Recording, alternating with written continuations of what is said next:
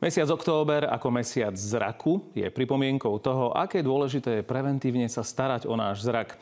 Kedy je dobré podchytiť u detí očné chyby a ako dospelí Slováci dbajú na zdravie svojich očí, sa dnes budeme rozprávať s optometristkou Líviou Šidlovou zo slovenskej siete očných optík Mania. Prajem vám dobrý deň, vítajte. Dobrý deň, ďakujem. Povedzte nám, či my ako Slováci sa staráme aj preventívne o svoj zrak, alebo vyhľadávame odborníka, očného lekára, až keď už nastáva nejaký problém. A zároveň nám aj prezrate, kto je zodpovednejší na Slovensku, muži alebo ženy. Tak nejaké všeobecné štatistiky zdravotných poisťovní hovoria, že naozaj o svoje zdravie v rámci preventívnych prehliadok sa staráme len v nejakých 46%. Teda to znamená, že ten prístup je skôr taký slabší, by som povedala. No a čo sa týka očných lekárov alebo všeobecne očí, tam je to ešte kúsok horšie. Je to možno že spôsobené aj tým, že tie preventívne prehliadky u očného lekára nie sú také ako u zubára, že musí sa absolvovať raz ročne. Je to viacej na takej nejakej dobrovoľnej báze založené a preto ľudia to možno niekedy podceňujú. Štandardne začínajú vyhľadávať naozaj nejakého odborníka až vtedy, keď už sa prejavia nejaké problémy, či už je to bolesť hlavy, štípanie alebo zhoršené videnie. To veľakrát môže byť neskoro. Sú také ochorenia, ktoré sa aj nazývajú, že sú nejakým takým tichým zlodejom zraku, takže naozaj preventívne prehliadky netreba podceniť. Čo sa týka nejakých štatistík, tak tie naše štatistiky hovoria, že trošku lepšie k tomu pristupujú ženy. Je tam taký pomer približne 60:40. Takže naozaj tie dámy začínajú to riešiť skôr a sú v tom také viacej zodpovednejšie, áno.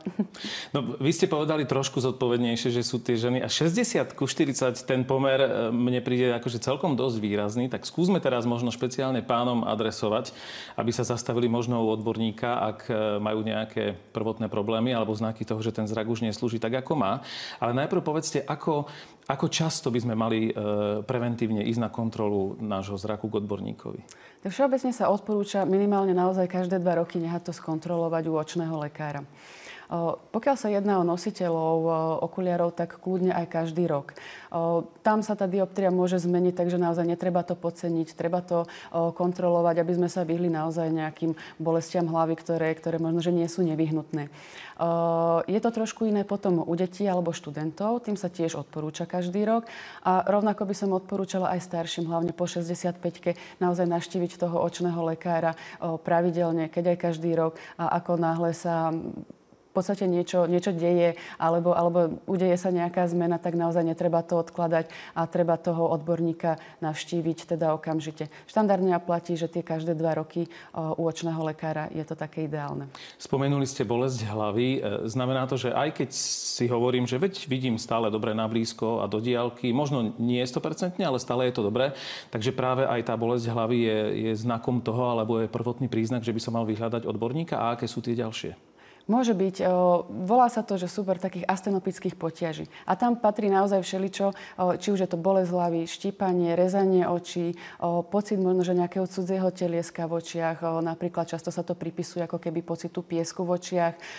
Môže to byť teda bolesť hlavy, či už na spánkoch, alebo v okolí očí, alebo tuto v zadnej časti hlavy. To všetko môže byť spojené s očami. Tiež sa tam môže pridružiť napríklad nadmerné slzenie a to všetko sú problémy, ktoré naozaj dajú sa riešiť. Často sa dajú riešiť práve okuliarmi a vhodnou korekčnou pomôckou. A niektorí to riešia sami, veď povedzme si, že teraz už aj bežne v supermarkete vidíme okuliare dioptrické, ktoré si môžeme zakúpiť, takže človek vlastne si kvázi urobí samovyšetrenie a potom prichádza samoliečba, kúpi si narýchlo v supermarkete alebo v obchode nejaké takéto okuliare. Čo na to hovoríte? Veľmi často sa s tým vo svojej praxi stretávam, že ľudia sa naozaj takto samovyšetria a samodiagnostikujú, no sú s tým spojené rôzne rizika. V prvom rade by som chcela upozorniť, že takéto okuliare nie sú vhodné na dlhodobé nosenie. Sú vyrobené z bežných materiálov a naozaj okuliare, ktoré sú vyrábané v očných optikách, tak tie sú z certifikovaných optických plastov. Teda to znamená, že dlhodobé nosenie takýchto okuliarov môže priniesť rôzne potiaže, či už je to bolesť hlavy zase, alebo dokonca závraté, alebo napríklad tiež to štípanie. Po dlhom čase používania sa môže doslova zhoršiť koncentrácia. Takže takéto okuliare nie sú vhodným riešením na dlhodobé nosenie. No a s čím sa ja veľmi často stretám, je to, že ľudia majú potom tendenciu to trošku prehnať. Hej, tam si tie dioptrie skúšajú sami a často sú spravené v takých skokoch po pol dioptriách. Teda to znamená, že niekedy siahnu aj po takých silnejších, ako by bolo teda pre nich potrebné a oni si potom na tom času zvyknú. Veľmi často sa už ale vracia späť k tej dioptrii, ktorá by pre nich teda bola vhodná. Tak len by som to tak zhrnula, že naozaj takéto okuliare nie sú vhodné na dlhodobé nosenie. Možno ako nejaká prvá pomoc, keď sa niečo udeje, tak na chvíľku dobre, ale nie na dlhodobé nosenie. Áno. Niektorí vedia presne, aké majú dioptrie, ale rozhodnú sa objednať si to cez internet, online. Aké sú tam nástrahy? Tak sme na to zvyknutí, že už v podstate čokoľvek vieme objednať cez internet, tak samozrejme ľudia začali objednávať aj okuliare. Ako odborník tam hovorím na to, že treba byť trošku možno opatrnejší pri tom výbere. Samozrejme dajú sa okuliare vybrať cez internet, objednať aj s dioptriami. Treba sa možno ale zamerať na také weby, ktoré sú skôr prepojené aj s nejakými odborníkmi alebo priamo s kamennými očnými optikami. Nie pre každého je to vhodné. Sú ľudia, ktorí možno, že niekedy v minulosti mali napríklad problém s výberom rámu, že im nesadol, alebo majú vyššie dioptrie, komplikovanejšie dioptrie, či už alebo napríklad cylindre, tak tam by som bola trošku taká obozretnejšia, že naozaj tie okuliare nemusia potom tak sadnúť.